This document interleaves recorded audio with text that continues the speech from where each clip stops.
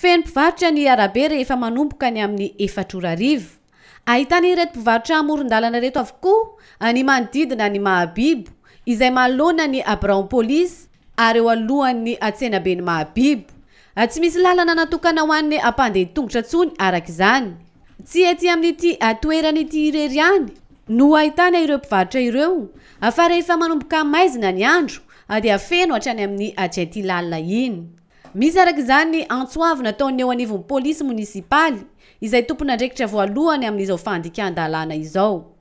Ho an'ny izay atao polisy munisipaly zany dia mampitandrina ireo mpivarotra izay mandika lalana fa hoisy ny sazenjana izay ho ataonay amin'izy ireo ho an'izay mandika lalana. Indrindrandrindra ireo mivarotra eo amin'ny ohatran'ny trottoir eo amin'ny arabe dia isamborinay izy ireny dia alefanay mandoa fiche de contravention any amin'ny hôtel de ville.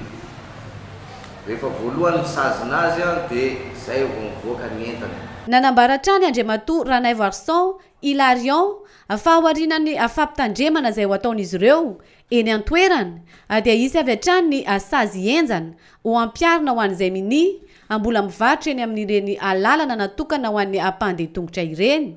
Tafiditra ao anatin'izay sazy izay ny fandraofana avy hatrany ny entan'ireo mpivarotra ka misy ny mandovola 540 ariary ho an'ny sazy tsotra.